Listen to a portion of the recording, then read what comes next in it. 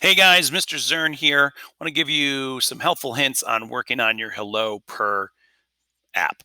All right, so for it, we need to have an image that's going to function as a button. So I'm going to show you kind of how to set that up.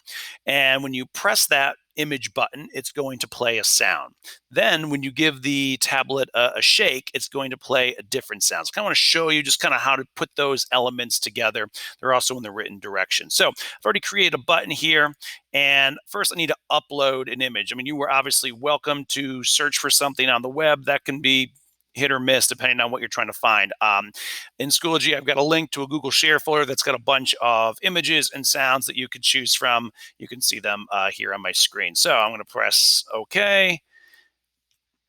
Of course, whatever sound you pick from the Google Share library, you'll need to download to your Chromebook. All right, so I've uploaded the image, and now I need to basically connect the button to the image. So with the button here, button one selected, I'm going to change image to poop because, hey, let's admit it, poop emojis are hilarious. Okay, so we can see it fills a majority of the screen. It's definitely not perfect yet. I'm going to go in here and do the under width, do fill parent, kind of fill that space. This text for button one written across, that's kind of an eyesore. So I'm just going to delete that out, and that looks a lot better. So basically now I've taken a button, but now the button looks like an image. So we're off to a good start there.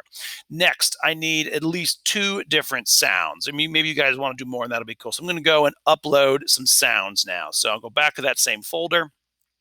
And like, what kind of funny things do we got there? Oh, there we go. We've got a fart sound, so that'll be hilarious. So I've uploaded a fart sound, and I need two sounds. I might as well just go and get the other one right now. All right. So what would be? Oh, here's a goat going bass. So that'll be equally hilarious. All right. So we've got those sounds in there. Now, those sounds aren't going to do anything until I start to add some coding and connect them to something. So what I need to do now is we need to give the tablet the ability to make sounds. And so down here, we're going to go somewhere new, and there's this media drawer. And you're going to see there's a variety of things in there, but I'm going to grab sound and I'm going to drag it onto my tablet screen, and it's going to almost look like it disappears. It didn't. It appears down here because it's a non-visible component.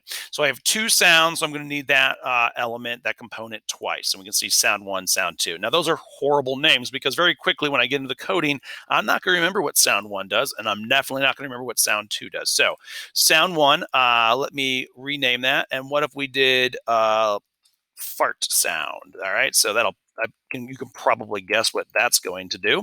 And for sound two, let me rename that one, and I'm going to say goat sound. And again, you could probably guess what that one's going to do.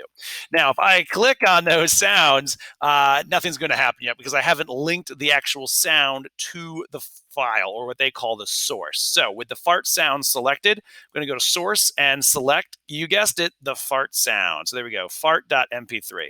All right, so now those two elements are connected. All right, I'm going to go to goat sound, and I'm going to go to source, which is none, and I'm going to pick the goat sound. All right, so basically that's kind of how you can make the button an image, and that's how we can get some sounds in here. Now that doesn't mean it's going to work. If I, connect it to the tablet, it's not going to do any of those things yet because I haven't done the coding side of things.